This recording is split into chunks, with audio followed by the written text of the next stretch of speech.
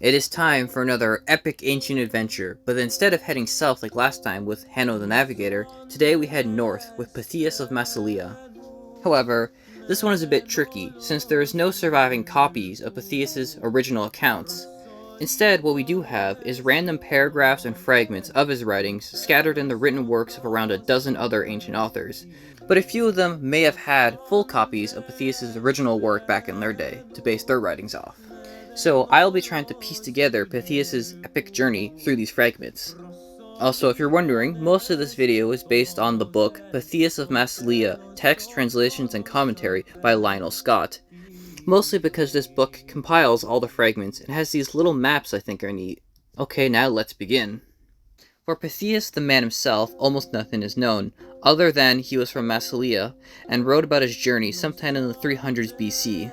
And everything else is largely theories and speculation, such as assuming Pytheas was around his 30s during his voyage. This makes sense given the inherent dangers of traveling into unknown waters, so he must have been fairly experienced by then. How he got this experience means he was probably involved in some kind of maritime profession, possibly his family made their fortune in trading, which could explain how he had the funds to start this journey. The boat he used would need to be of a decent size for the open ocean, but how big a boat and crew Pytheas could finance is unknown. Lionel Scott suggests a boat around 50 to 60 feet long, and a crew of around 10 to 12 men. Although others have suggested a far bigger boat and crew, either way, let's start his epic voyage. He begins his journey sailing from Massalia to the Straits of Gibraltar and into the Atlantic. And this is our first point of contention. This will be a common theme.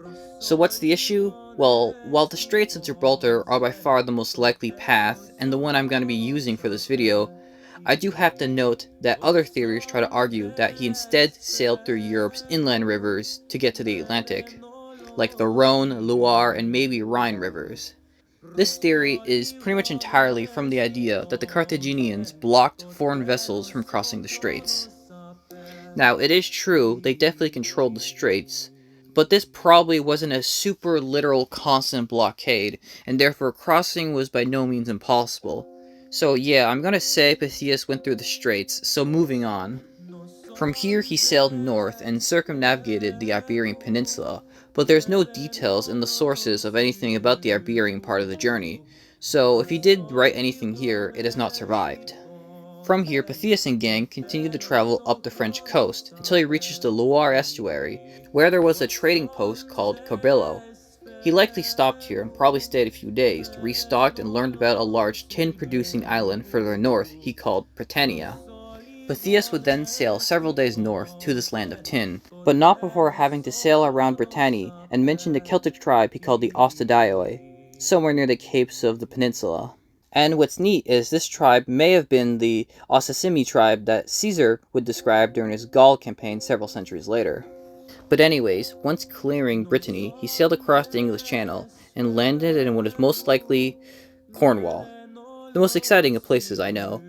But he most likely stayed here for a short period of time, and while there he would describe the locals as civilized and having good hospitality, most likely from their involvement with merchants and the tin trade, where supposedly they would extract tin from the land, process it into quote-unquote knuckle-bone-shaped pieces, and bring it to the nearby island during low tides, called Ichthys.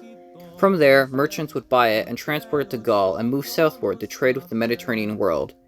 So, the general gist of this tin trade is probably right, but it is not clear at all where this Ichthys island is supposed to be.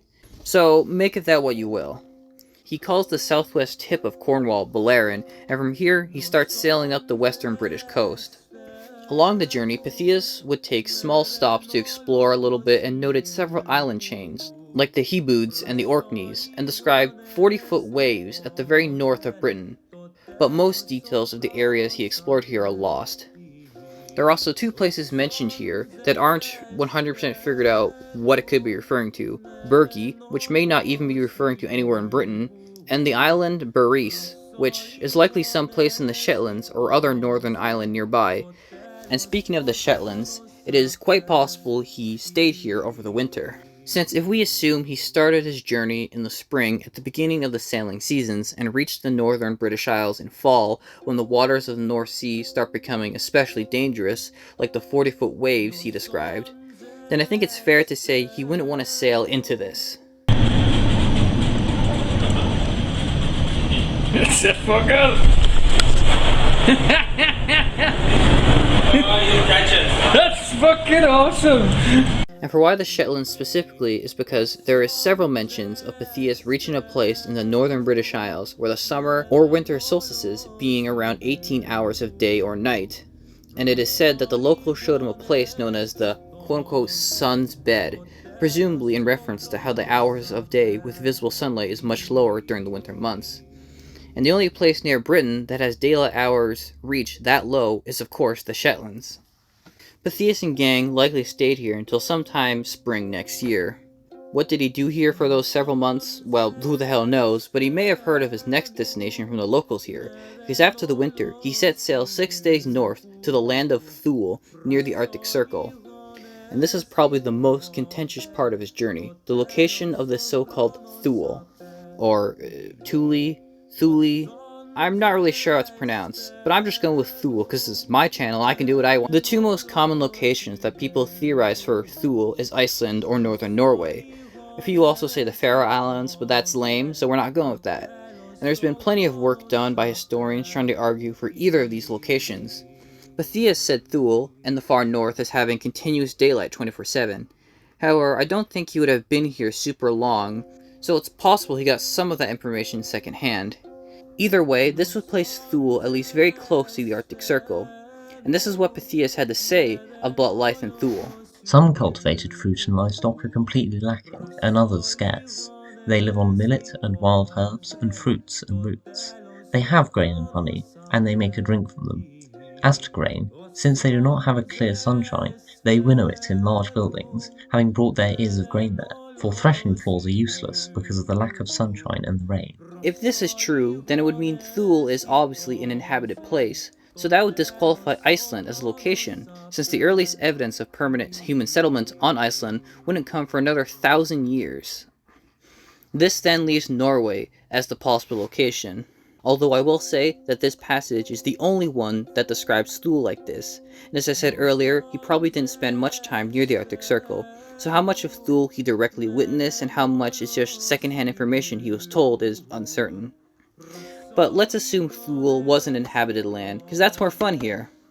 So from Thule, he sailed even further north for a day, and this is where he would encounter sea ice that forced him to sail back. But it's funny, because he described the ice as sea lungs, aka a jellyfish.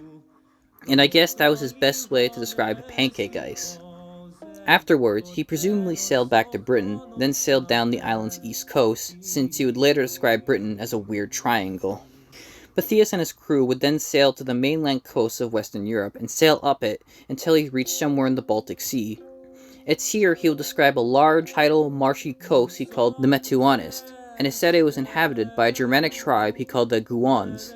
Where this coast is located exactly is once again not fully known, but most theories seem to place it either along the Wadden Sea or the Baltic coast of Germany and Denmark. But for this video, we'll say it was the Baltic coast, since he would then describe an island called Massalia, just a day away from this coast, that every spring from frozen sea ice would discharge amber on the island coast, where then the locals would harvest it and sell it to the neighboring tribe called the Tuoni. There's also a random mention of amber being used as a fuel source for fire here, but that makes no sense, so I'm gonna ignore it. But anyways, this is interesting, because if he was truly in the Baltic Sea and the various islands, then his description of amber washing up from the coast is correct.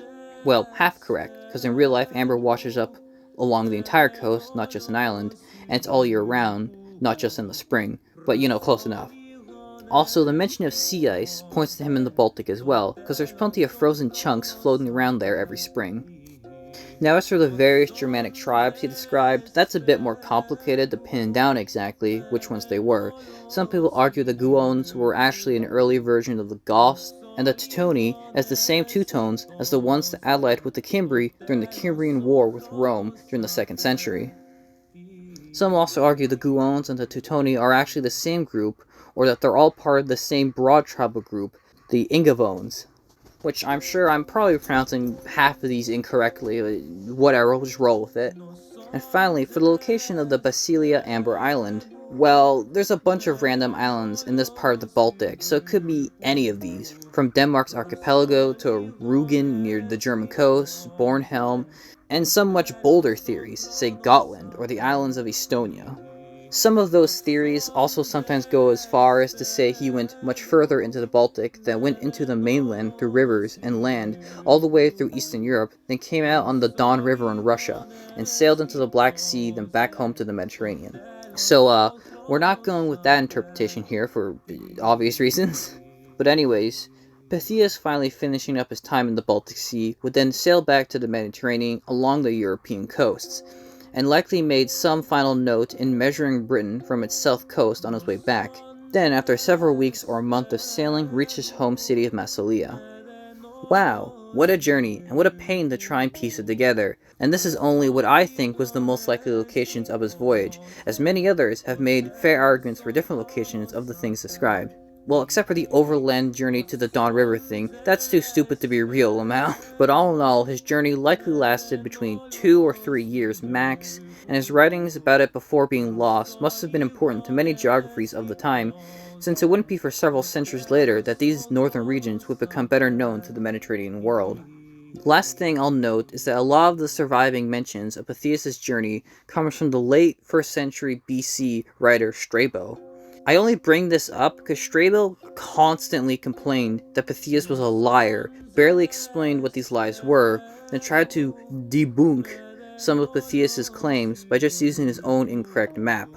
I just thought it was funny, the first Redditor if you will. And with that, if you found this video interesting, then please like and subscribe for future projects, and bonne nuit.